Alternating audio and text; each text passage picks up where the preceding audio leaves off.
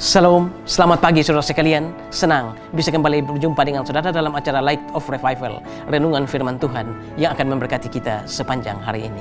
Mari kita melihat ayat kita, 2 Korintus 4 ayat yang ke-16. Sebab itu kami tidak tawar hati, tetapi meskipun manusia lahiriah kami semakin merosot, namun manusia batiniah kami dibaharui dari sehari ke sehari. Rencana Tuhan tak selamanya indah. Saudara-saudara, seringkali kita mendengar pengkhotbah-pengkhotbah yang mengatakan ketika kita mengalami penderitaan, mengalami malapetaka, mengalami hal-hal buruk, mereka mengatakan, bersabarlah, rencana Tuhan selalu indah. Kita juga akhir-akhir ini sering dibombardir oleh lagu-lagu rohani, rencana Tuhan selalu indah bagiku.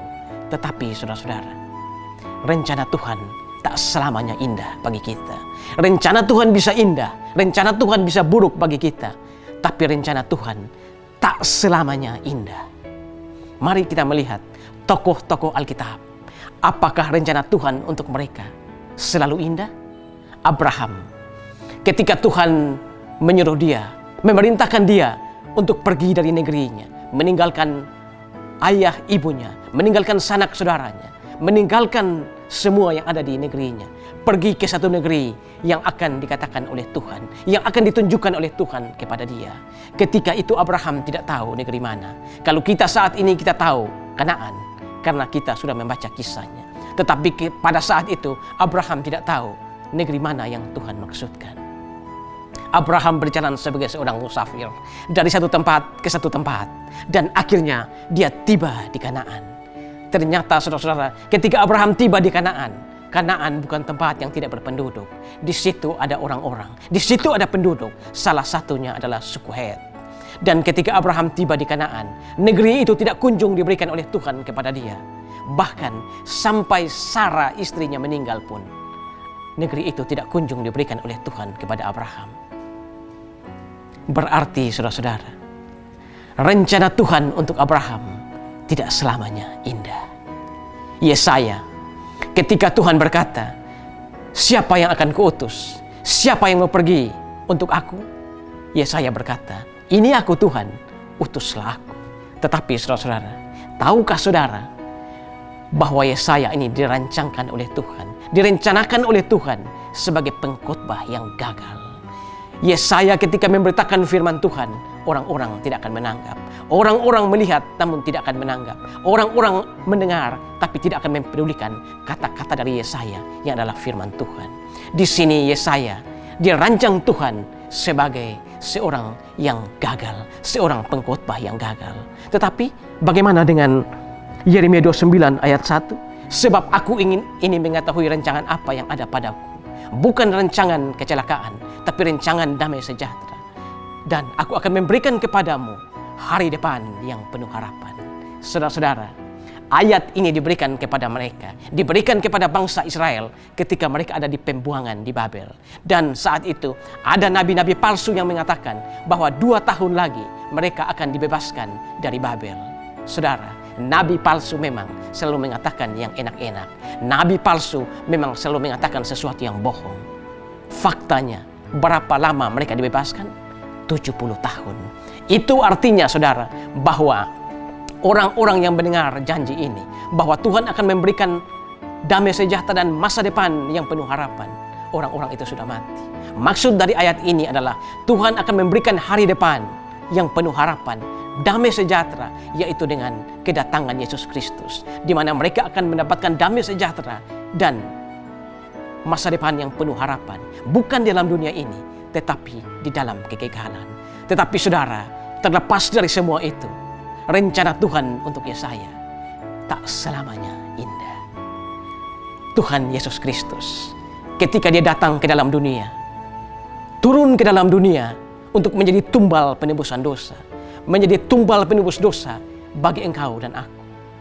Sebagai Allah manusia, dia tentu mengetahui bahwa dia akan mengalami begitu banyak penderitaan. Dia akan mengalami siksaan, hinaan, fitnahan, cambukan, dan pada akhirnya dia harus naik ke atas kayu salib. Sebagai manusia, tentu dia gentar, bukan? Itulah sebabnya ketika dia ada di Taman Getsemani, ketika dia berdoa sampai 3 kali, ya Bapa, Jikalau sekiranya mungkin, biarlah cawan ini lalu daripadaku, kecuali jika aku harus meminumnya. Tetapi bukan kehendakku, melainkan kehendakmu yang jadi. Dia begitu ketakutan ketika berada di Taman Getsemani, sampai-sampai keringatnya berubah menjadi titik-titik darah.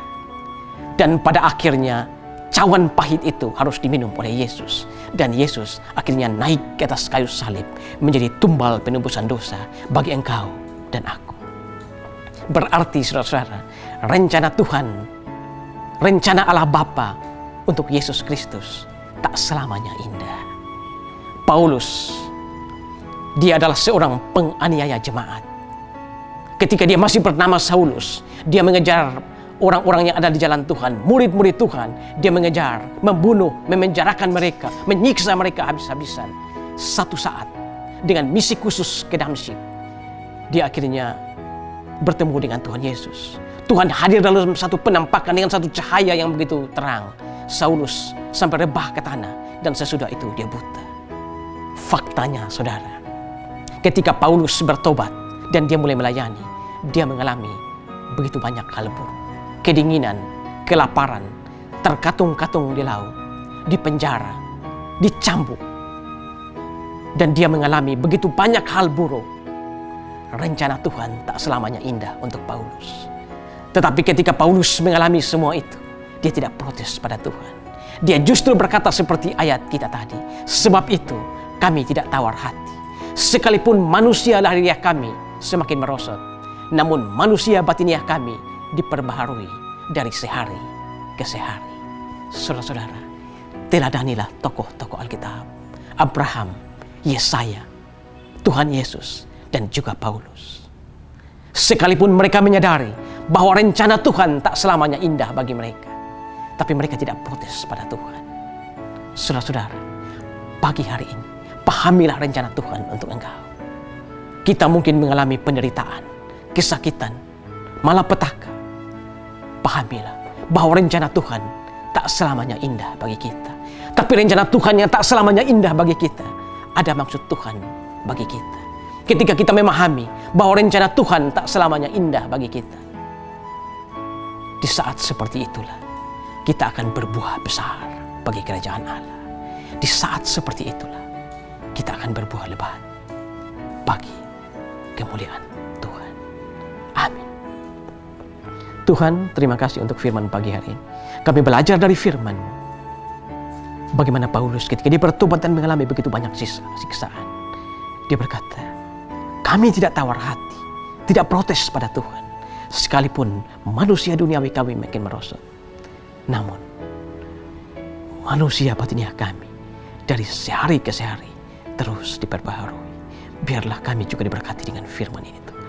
Terima kasih Tuhan. Amin.